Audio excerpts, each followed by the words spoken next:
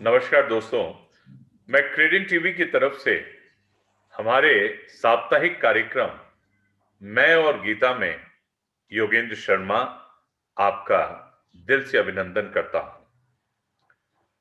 हर सप्ताह की भांति हमारे सैकड़ों दर्शकों से प्राप्त चुनिंदा प्रश्नों को लेकर हम फिर हाजिर हैं। समय बड़ा बलवान है। हमने पिछली बार देखा कि हमारे कार्यक्रम के निश्चित समय में हम बहुत ज्यादा प्रश्न नहीं ले पाए थे और उत्तर भी जो है वो भगवत गीता के आधार पे जब विस्तार मांगता है तो विस्तृत ही होना चाहिए। तो क्यों नहीं हम हमारे प्रश्नों की इस लड़ी को प्रारंभ करें। सबसे पहले हम हमारे आध्यात्मिक गुरु सम्माननीय श्री भूपेंद्र तायल सर का अभिनंदन करते हैं।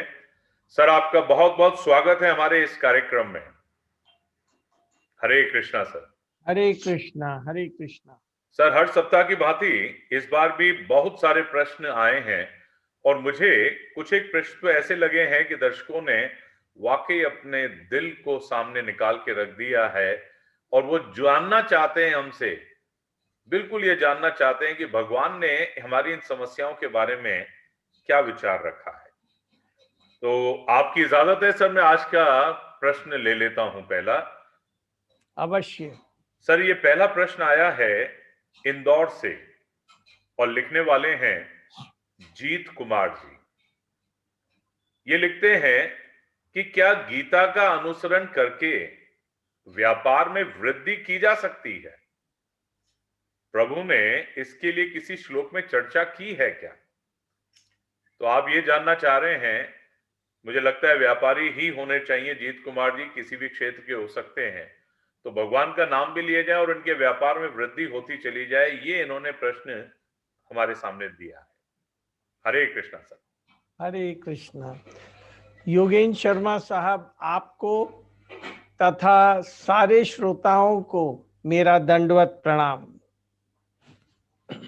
बहुत ही सुंदर प्रश्न है। जीत कुमार जी का ना? जी, जीत कुमार जी, इंदौर से। इंदौर से। आप व्यापार में गीता के अनुसार वृद्धि चाहते हैं। वृद्धि तो जरूर होगी, पर ये चाहना को हटा दीजिए। सबसे पहले कि व्यापार में वृद्धि चाहिए। गीता कहती है ये ही संस्पर्शजा भोगा दुख योने एवते आद्यंतवंता कौनते ना तेषु रमते बुधा। अर्थात इंद्रिय और विषयों के संयोग से जो भोग प्राप्त होते हैं वे दुखों के कारण हैं। जी। तो जो बुद्धिमान लोग हैं वे उनमें रमण नहीं करते, अर्थात उनकी इच्छा नहीं करते।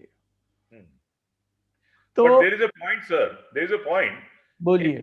मुझे डिजायर अगर नहीं करना है, चाहना नहीं रखनी है, तो फिर मैं बिजनेस कर क्यों रहा हूं? बहुत सुंदर, बहुत सुंदर बात आपने कही है। तो बिजनेस कर क्यों रहा हूं? देखिए, अगर बिजनेस ठीक ढंग से होगा जी। तो बिजनेस के उद्देश्य की प्राप्ति भी होगी। आप चाहें कि मुझे खूब लाभ हो जाए और बिजनेस को ठीक ढंग से ना करें तो लाभ होगा क्या? हाँ, नहीं होगा। नहीं होगा। तो अगर हम बिजनेस को ठीक ढंग से करते हैं, फिर चाहे या ना चाहे क्या फर्क पड़ता है, लाभ तो होना ही है।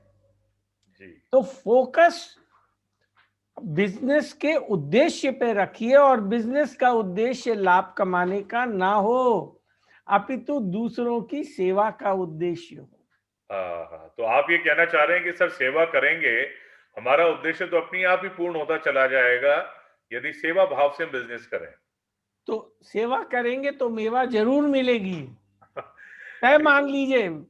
ये विधान है।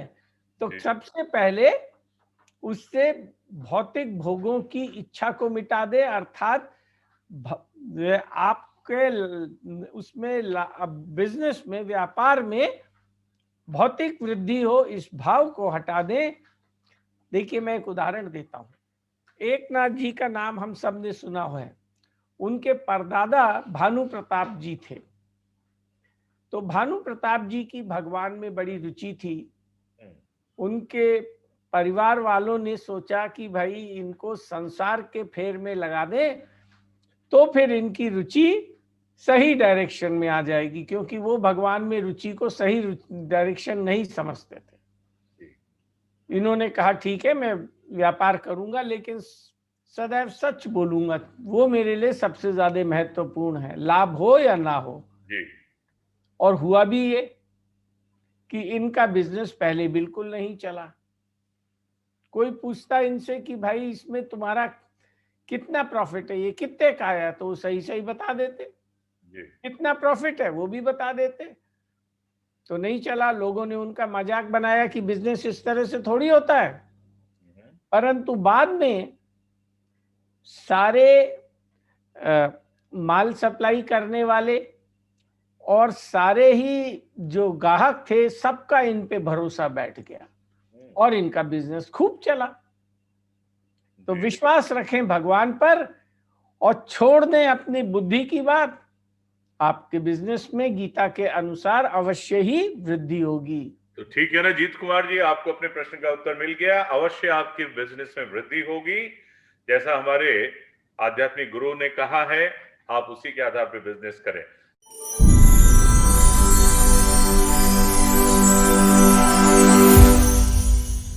सर एक बहुत ही दिल निकाल के रख दिया शायद इन्होंने, ऐसा मुझे इनके प्रश्नों से लग रहा है।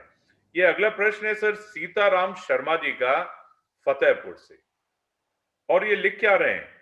लिखते हैं कि मैंने ही अपने बेटे को पढ़ा लिखा कर यह सिखाया कि जीवन में सर्वश्रेष्ठ हासिल करो।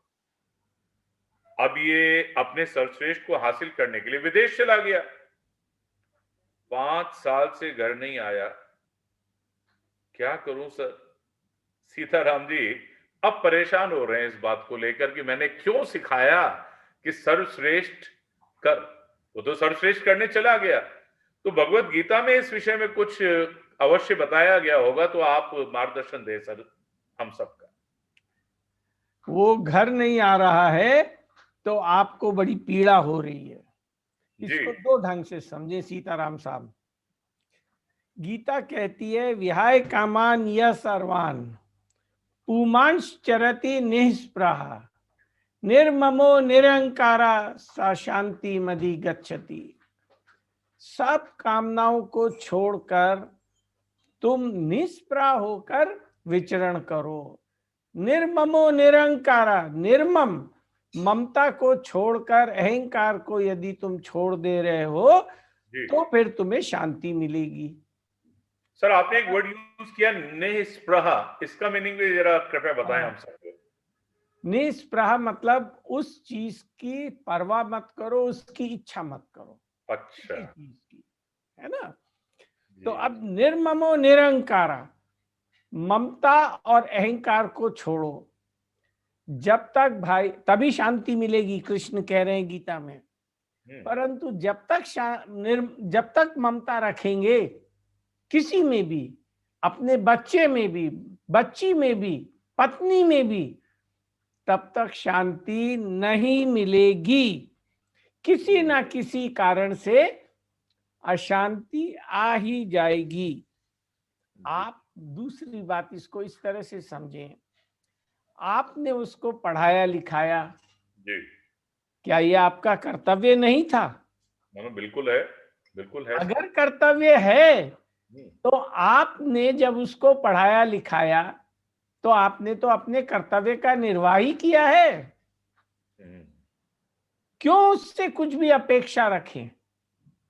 गीता हमें हमारे कर्तव्यों की ओर तो ध्यान देने के लिए कहती है जी। परंतु एक उम्र के बाद आप अपने बच्चे से भी, दूसरों की बात तो छोड़ दीजिए, उससे भी आपको उसके भी कर्तव्य की तरफ दृष्टि नहीं रखनी है।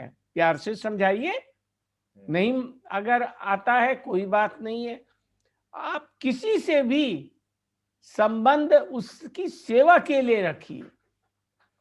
तो वो अब मुझे जो प्रतीत हो रहा है सर आपकी बातों से, हम्म हमारे पिछले प्रश्न में भी आपने रखा कि चाहना और कामना उचित नहीं है, और यहां पर भी यही कि भाई हमने तो हमारा कर्तव्य कर्म कर दिया, we asked him to do the best in this way and achieve the best, hmm लेकिन अब उसके ऊपर छोड़ दिया जाए, हम उससे ये एक्सपेक्ट नहीं करें, हमारी चाहना नहीं होनी चाहिए कि वो आए हमारे साथ बैठे सेवा करे। Does it mean that?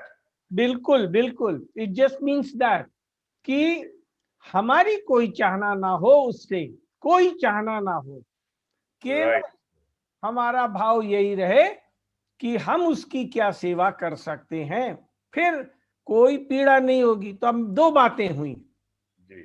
अगर मैं वैद्य की तरह से दवा देना है हाँ जी। तो पहली बात एक, अच्छा, और एक दूसरी बात यह है, इससे पहले मैं ये भी बता दूं कि श्री कृष्ण ने तो स्वयं कहा है गीता में, ममई वांशो जीवलोके, जी। सब मेरी संतान है, मेरे ही अंश हैं, तेरे कोई अंश नहीं है, सब मेरे अंश है, तू भी मेरा अंश है। तो उसको अपना बेटा मत मानिए, पहली बात। और दूसरी बात, उससे ममता करना बंद कर दीजिए। ममता you mean attachment? Absolutely. Okay. देख लीजिए तो यही है सीताराम इनकी। जी, सर ने आपको फिर कह दिया है वही बात के लिए कि हमें सेवा करनी है, अटैचमेंट ममता रूपी मत रखिएगा।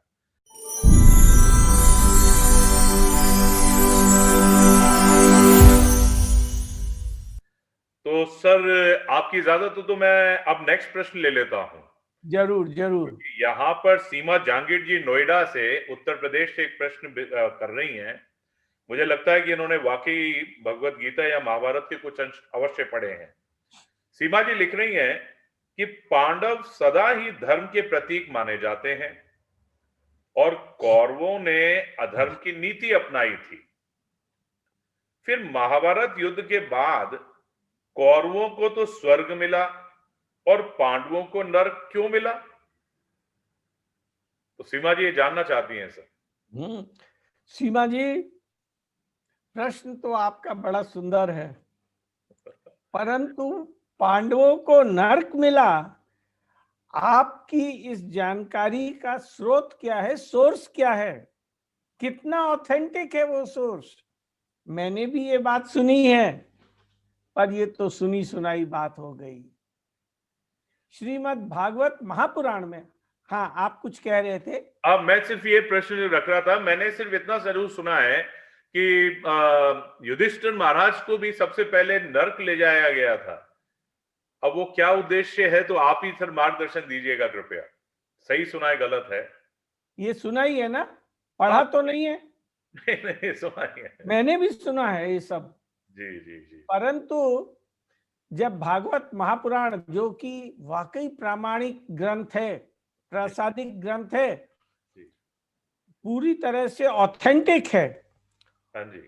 उसमें ये कहा है कि पांडवों को स्वर्ग नरक नहीं मिला, अच्छा। उनको तो भगवत धाम की प्राप्ति हुई, हाँ बिल्कुल बिल्कुल बिल्कुल। क्योंकि वो कृष्ण के बहुत प्रिय थे। उन्होंने कृष्ण की प्रसन्नता को सर्वोपरि माना, अपनी प्रसन्नता को कहीं नहीं रखा, अपनी मन बुद्धि को कहीं नहीं रखा, केवल उन्होंने कृष्ण की, जैसे गोपियों ने कृष्ण की प्रसन्नता को ही सर्वोपरि रखा, ऐसे ही पांडव थे। राइट। फिर भी सीमा जी का प्रश्न है ना ये? सीमा जी उत्तर प्रदेश नोएडा से। नोएडा से। तो सीमा जी, मेरा आपको सुझाव है कि अपने जीवन को सफल बनाने के लिए गीता की बातों को समझें। गीता को समझने के, गीता को क्यों समझना जरूरी है, जी इसके लिए आप पिछला एपिसोड अवश्य देख सकती हैं जी। और गीता में दिए हुए उद्देश्य को अपने जीवन में अपनाएं। गीता का उद्देश्य क्या है? मन मना भव मद्भक्तो मद्याजी माम नमस्कुरु, मामे वैश्यसी सत्यम ते प्रति जाने प्रियोसी में। तो मेरे भक्त बनो, मुझ में मन को लगाओ, मुझे ही नमस्कार करो। ये गीता का उद्देश्य है। फिर वो आश्वासन देते हैं अर्जुन को कि तू मुझे ही प्राप्त होगा, तू मेरा बहुत प्रिय। हम सब उनके बहुत प्रिय बच्चे हैं उनके भाई। तो सर अगर सभी बहुत प्रिय हैं तो दुर्योधन भी प्रिय होगा। और बिल्कुल। फिर उनकी मृत्यु के बाद दुर्योधन को क्या मिला? क्या उसको नरक जाना पड़ा या वो भी वैकुंठ चला गया? बहुत सुंदर आपने बात कही है। देखिए, भगवान जब कभी किसी को भी, दुर्योधन की बात अभी मैं सिर्फ उसी की नहीं कर रहा हूं, किसी को भी कोई भी प्रतिकूल परिस्थिति देते हैं जी। तो वो उसके हित के लिए होती है, उसको शुद्ध करने के लिए होती है। उसने कोई पाप कर्म किया होता है और उस पाप कर्म को मिटाने के लिए, जिससे कि वो शुद्ध हो जाए, भगवान उसको प्रतिकूल परिस्थिति देते हैं। जी। दुर्योधन, क्योंकि वो जब उसकी महाभारत के युद्ध में तो उसकी मृत्यु नहीं हुई थी, बाद में उसकी जब मृत्यु हुई, जी। शरीर छोड़ा उसने, तो उस समय भगवान कृष्ण उसके सामने थे, तो उसको नरक तो नहीं मिला, पर उसको भगवान की सेवा करने का इस जन्म के बाद मौका भगवान के विधान के अनुसार नहीं मिला होगा।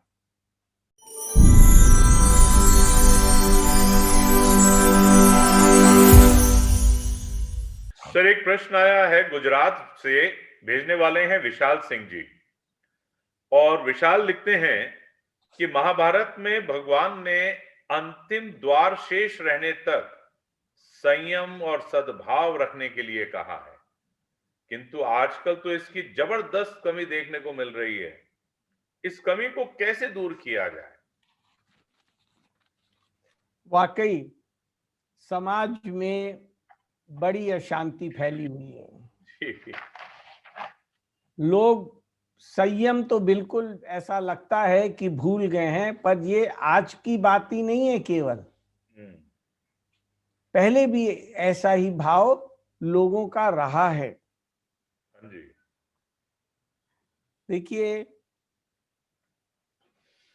मनुष्य क्या सही है क्या गलत है, इसका निर्णय अपनी बुद्धि के अनुसार, अपने मन के अनुसार करता है।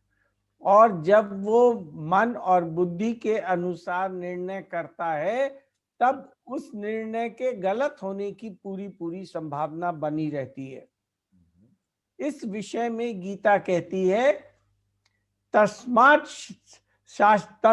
शास्त्रम प्रमाणम ते कार्य कार्य व्यवस्थितौ ज्ञात्वा शास्त्र विधानोक्तम कर्म कर्तु मिहारहसि। तो कर्तव्य अकर्तव्य, कार्य, इन दोनों में तू शास्त्रों को ही प्रमाण मान।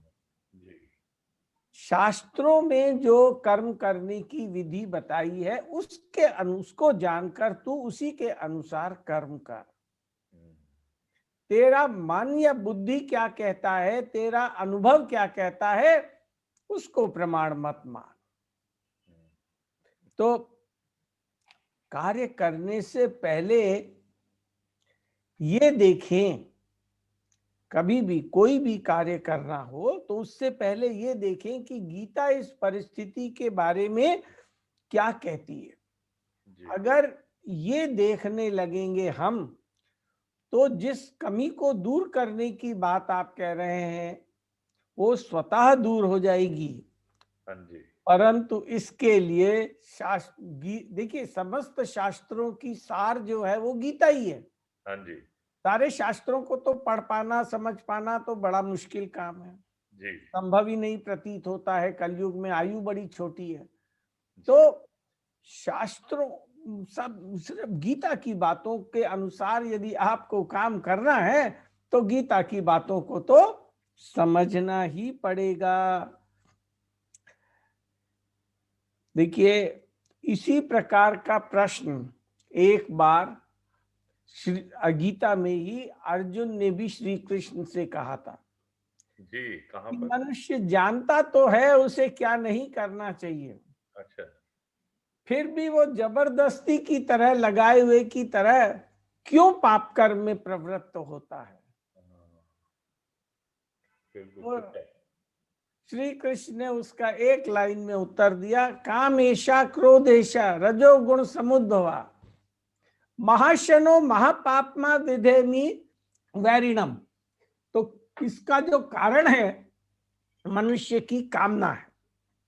तो फिर देखिए दोस्तों, ये कामना और चाहना जो है ना, यही तो जड़ है हमारी सारी समस्याओं का। मैं तो भाई यही समझ पाया हूं कि ये कामना हम लोगों के लिए उचित नहीं है। बिल्कुल कि मैं ये काम कर लूं तो मुझे ये मिल जाएगा, ये कर लूं तो ये मिल जाएगा। अब देखिए, आज जितने भी प्रश्न हुए उसमें 3 जगह हमारे आध्यात्मिक गुरु ने हमें यही बताया है कि इन सब परेशानियों का जड़ जो है, मेन कारण जो है, the most important reason is कामना, डिजायर, चाहना। तो सर एक बात जरूर उठती है, सत्य किसे कहते हैं हम? सत्य किसे कहें? ये राजकुमार जी लिख रहे हैं सर, कोटिया, राजकुमार कोटिया जी लिख रहे हैं जोधपुर से। उनका केवल एक लाइन का प्रश्न है कि सत्य किसे कहते हैं? नहीं, बड़ा राजकुमार साहब, आपका प्रश्न बड़ा ही वाजिब है। अक्सर सत्य की डेफिनेशन अलग अलग ढंग से दी है, पर गीता कहती है अनुद्वेग करम वाक्यम सत्यम प्रिय हितम चायत। जी। तो ऐसा बोलिए जिससे कि दूसरा उद्विग्न ना हो, और सत्य जो है वो प्रिय और दूसरे के हित में भी हो। सत्य का मतलब तो ये होता है कि जैसा सुना, जैसा देखा, जैसा निश्चय किया, उसको दूसरे को वैसा का वैसा बता देना, परंतु वो कड़वा नहीं होना चाहिए। आमतौर पे कहते हैं सत्य बड़ा कड़वा होता है, पर गीता ये नहीं कहती है। मैं यही कहने वाला था सर कि ये कहावत बनी हुई है, सत्य तो बड़ा कड़वा होता है। हाँ, तो गीता ये कहती है कि सत्य जो है वो अप्रिय नहीं होना चाहिए और दूसरे के हित वाला होना चाहिए। जी। ये दोनों चीजों का भी ख्याल रखें साथ में। अच्छा।